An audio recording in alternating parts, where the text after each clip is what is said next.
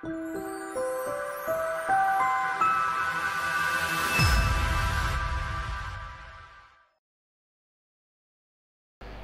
back to Rowrah. It's Mini ROK time, and it's Pineapple on pole. Oliver Wright and Aidan Hassan from Luke Sintler and Will Knight, Zach Knight and Jacob Woods.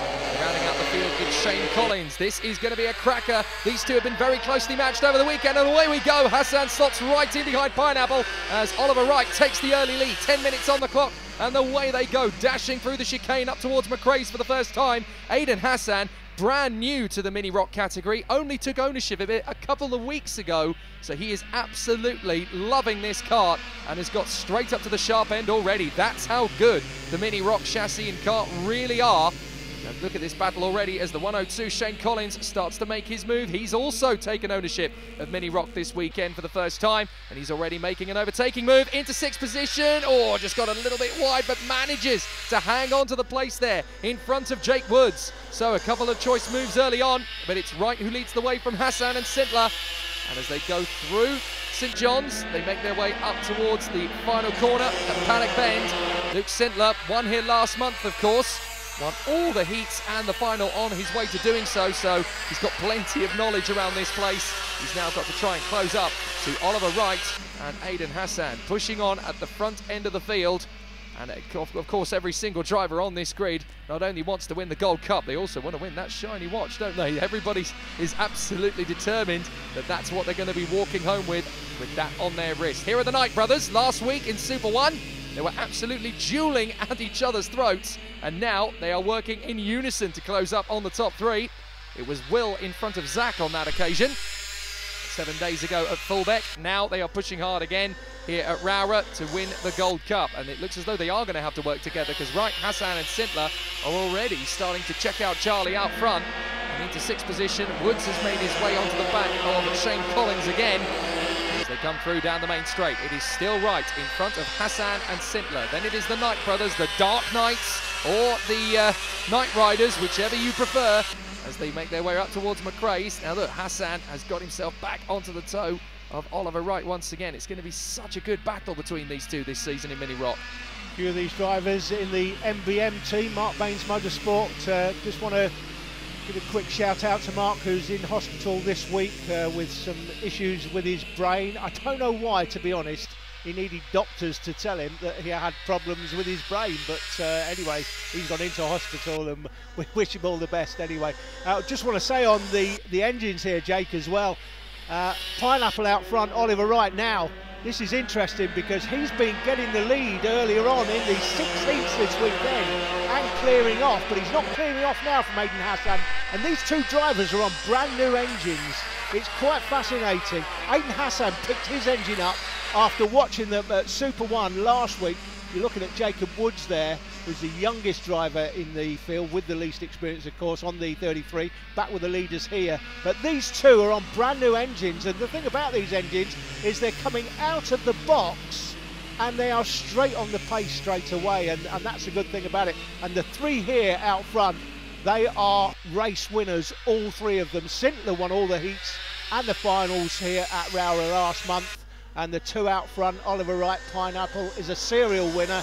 And of course, Aidan Hassan set the fastest lap in time qualifying at the Super 1 British Karting Championships recently. So plenty of quality, small field, but Lewis Hamilton knows all about that, Jake. Yes, indeed. You've got to go back to Champions of the Future back in 1998, of course, when Lewis Hamilton only had about 6 or 7 other drivers to race against most of that 98 season in the British Championships, would you believe? And still managed to come through to be in the top 3, and it set him on the road to Formula 1 superstardom. So grid numbers are not everything, although of course the more you have to race against, the more racecraft you learn. But the driving standards are still going to be as good. The racing is still going to be as exciting. It's all about the quality, and Mini ROK has got plenty of it. Oliver Wright leading the way.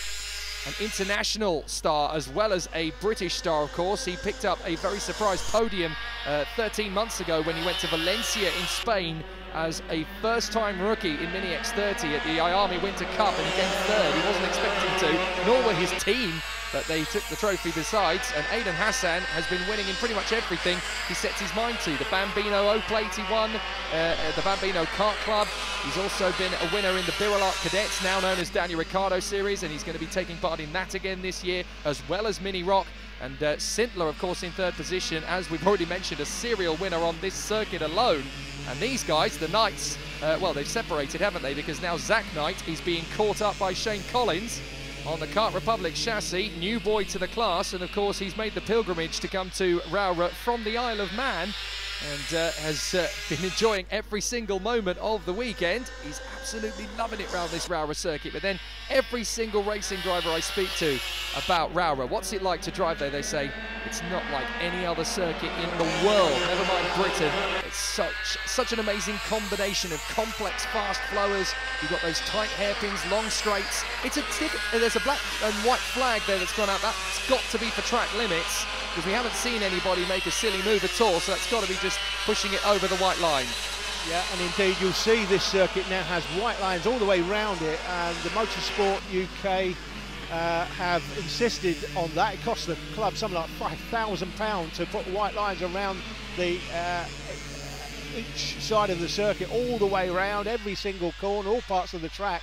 And the club are enforcing the white lines as the track limit. So if you do put all four wheels over the white lines, and we've seen that already in the heats, you'll probably see it in the finals. Let's see on the exit here, for example. Now that's okay, so two wheels over the white lines, okay. Four wheels over the white lines. Malcolm Fell at driver's briefing was saying you will get a warning.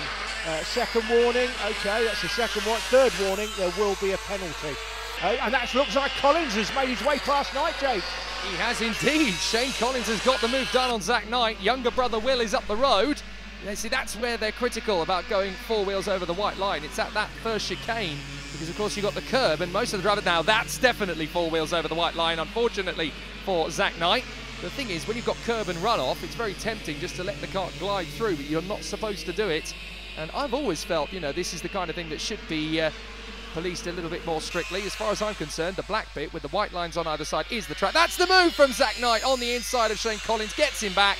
Nice bit of driving. So these two are going to continue to duel by the look of it for the remaining 3 minutes of this race. And it's great to see, you know, these guys are still getting to know the Mini ROK package, and they're doing a grand job with it. Shane Collins, first time in the kart, and he's able to battle with the man who fought for victory at Super 1 last week. Yeah, I was talking to Shane earlier actually, and it's quite interesting. So it's a long journey you've made to come here. He said, yeah, but in the Isle of Man I don't really have the sort of level of competition that I'm going to have coming here.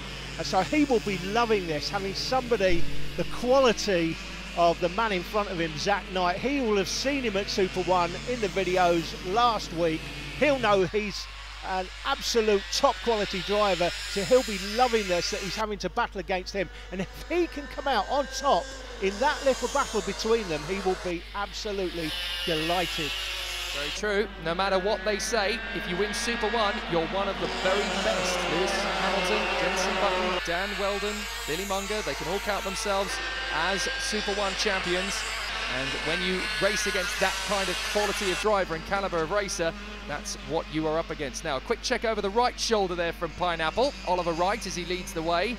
Oh, Aidan Hassan pushing very hard, four wheels over the curb, and he even knew that himself. He went, oh, I can't believe I did that. That was a very emotional moment there from Aidan Hassan as we're watching the 33 of Jake Woods. He's still pushing his way further forward. But isn't that amazing? You saw Aidan Hassan there getting a little bit irritated and frustrated with himself. He knew that he put four wheels over the white line there. You're not supposed to. And he's a good driver. He's one of the most sportsmanly youngsters I've ever seen in the world of karting. And he will be absolutely livid with himself that he did that. He's going to have to try and of course he knows that he's got to ease off the throttle, get back that time he lost later. 1 minute and 8 to go as Sintler is still all over the back of him. The question is, can he catch up to Oliver Wright in the closing stages? He's not got a lot of time to, as Shane Collins is still giving a lot of pressure to Zach Knight. Through to the chicane. They are back at Iredale's. You can have plenty of opportunities through the season if you want to get on a Mini ROK, or even a junior or senior ROK engine, of course. You can get in touch with John Hoyle. He'll set you up with a test run. They've got them all over the United Kingdom over the course of the season. They can come to the circuit that you need to test at, and they can even organise it for several racing drivers in one bulk bunch. So if anybody has any needs and wants to have an explore of it, the grids are going to go up. It's going to be like TCR in touring car racing. First year of most TCR grids are small, then they become massive. It's going to be like that for ROK. Absolutely, as we see, Aiden Hassan getting closer to Pineapple. Pineapple has pretty much had it all his own way this weekend, but when the TV cameras come out, this is the one where the Gold Cup will be awarded. And of course, you've got to get the fastest lap to win the Ferrari watch in this as well. And that's something that Hassan, to be honest, he's been finishing second. The countdown timer has completed, so last lap board will be shown next time. But Hassan has been setting the fastest lap, Jake, during the weekend in the heats, but it has been Pineapple coming out on top in the racing. Now, Hassan looks like he's definitely getting closer, Jake, as we're coming towards the last lap. Yeah, this is a really fast lap from Aiden Hassan. He's managed to gain a massive amount of time. In fact, both of them are setting personal bests for this lap. They'll come across the line this time. Oliver Wright, a 52.380. Aiden Hassan, a 52.149. He's pushing really hard. He's gained so much time on him in this final lap. There you go. It's going to be close between them. Hassan just did a 52.149. There's the confirmation. And look, Oliver Wright knows he's going to be a threat right underneath him. He goes into the braking zone for Iredale's. The car drifts out. Hassan so much more aggressive on the inside apex. Now they're going to hang to the inside line as Oliver Wright tries to send Hassan round the outside. He swarms one way and the other, trying to sell Oliver Wright the dummy, but Aiden Hassan is wise to the manoeuvre. So too is Oliver Wright. He's going to have to push all the way round this lap up towards St John's.